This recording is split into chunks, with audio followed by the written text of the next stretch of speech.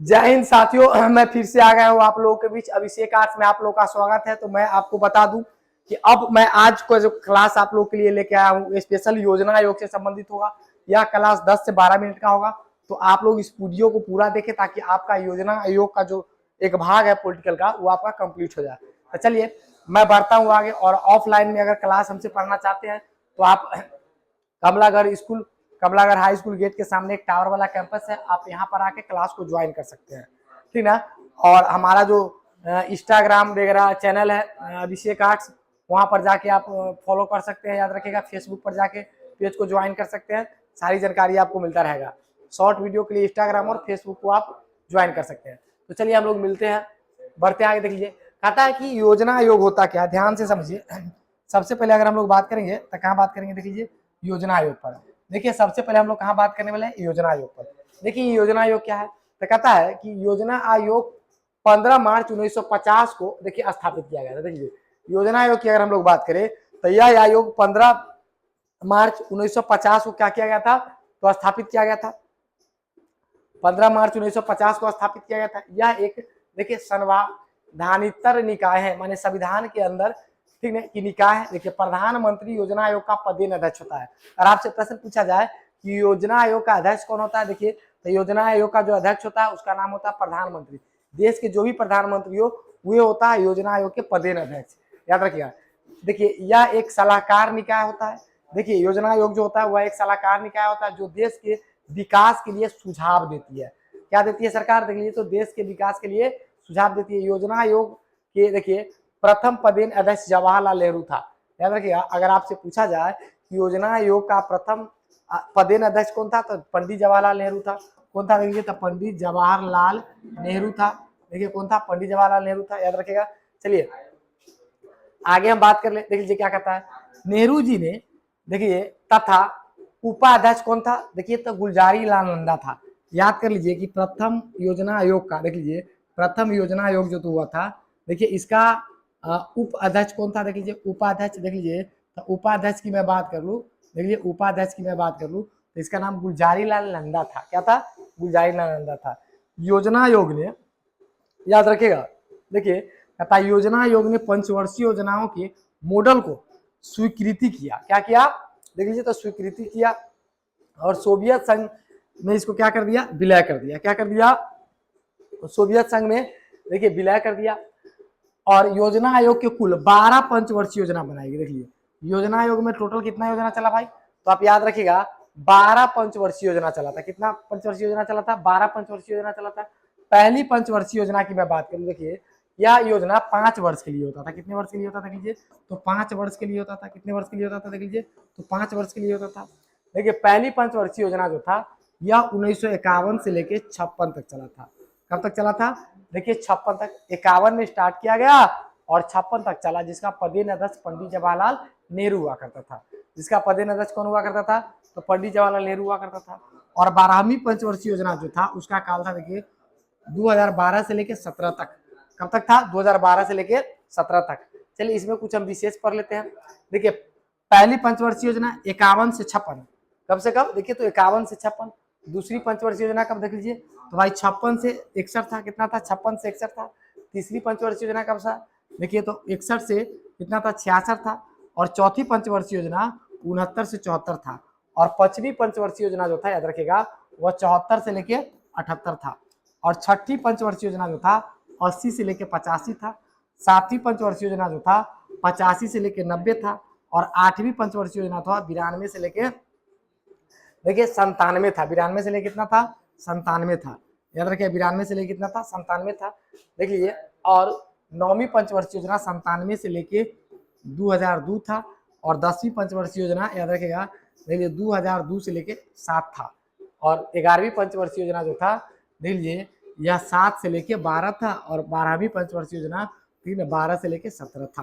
तो चलिए हम लोग इसको देख लीजिए, टोटल 12 को पंचवर्षीय योजना था। देख लीजिए 66 से लेके 1966 से लेके 69 के काल को योजना अवकाश का काल भी कहा था। आप सुन लीजिए, देख लीजिए, आप देखते होइएगा कि 66 से लेके जो आपका 69 था, याद रखिएगा, इसको हम लोग योजना अवकाश का काल कहते हैं। क्यों कहते हैं वो हम चर्चा करेंगे। देख लीजिए अगला है 1978 से लेके 1980। रोलिंग प्लान के नाम से जाना जाता है। याद रखिएगा 78 से लेके जो आपका कितना है देख लीजिए 1980 तक याद रखिएगा, यानी पश्चिमी पंचवर्षीय योजना। देखिए पश्चिमी पंचवर्षीय योजना जो था याद रखिएगा, देखिए 78 से लेके 80 तक जो था याद रखिएगा, इसको किस नाम से जाना जाता है, देखिए तो इसको रेलिंग पंचवर्षीय योजना के नाम से जाना जाता है। और 1990 से लेके देखिए 1992 को वार्षिक पंचवर्षीय योजना के नाम से जाना जाता है, वार्षिक पंचवर्षीय योजना के नाम से जाना जाता है। चलिए हम लोग आगे बात कर लेते हैं। देख लीजिए अगला क्या है, देखिए प्रथम पंचवर्षीय योजना की अगर हम लोग बात करें, ध्यान सुनिए, प्रथम पंचवर्षीय योजना, तो प्रथम पंचवर्षीय योजना का काल जो था 1951 से लेकर 56 तक था। कितना तक था, देखिए 51 से लेकर कितना था, 56 तक था।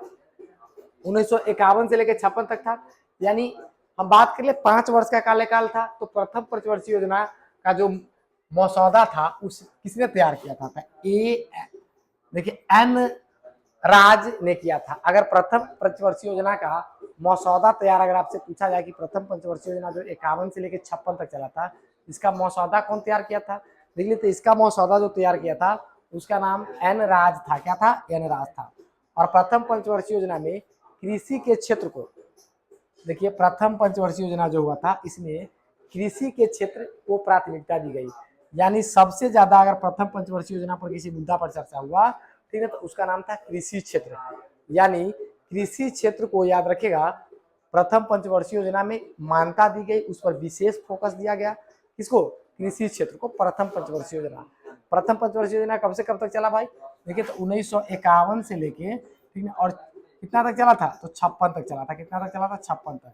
देखिए पंचवर्षीय योजना का स्थापना कब हुआ था, तो 15 मार्च, ठीक है, देखिए 15 मार्च 1950 को हुआ था। कब हुआ था, 15 मार्च 1950 को इसका स्थापना हुआ था। ठीक, देखिए हम लोग प्रथम पंचवर्षीय योजना में कृषि, याद रखिए कृषि, यानी देख लीजिए क्या कहता है, 15.1 खर्च करने का लक्ष्य रखा।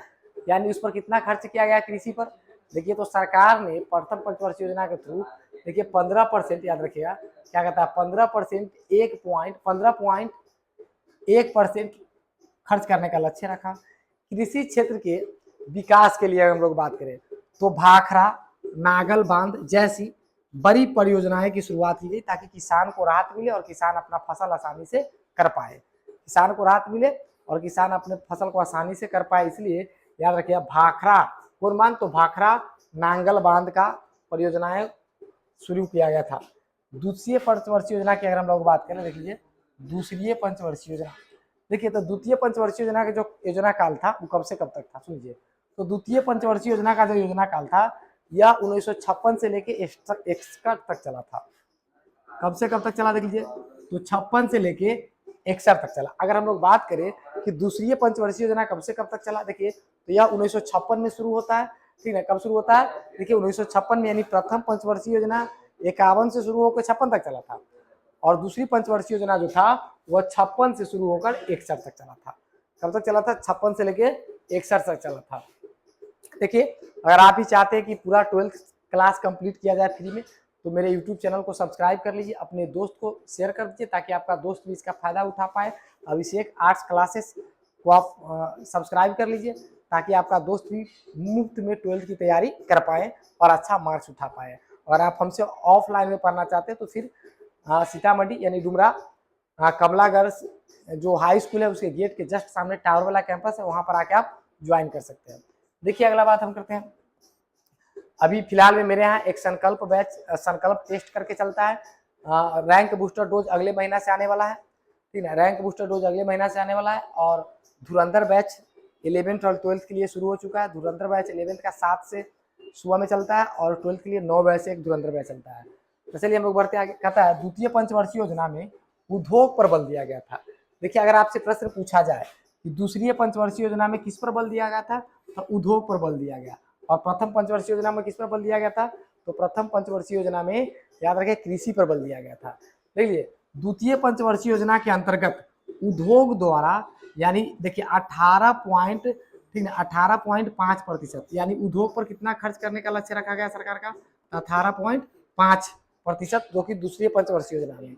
और प्रथम पंचवर्षीय योजना में कृषि पर बल दिया गया था, जिसमें 15.1% खर्च करने का लक्ष्य रखा गया।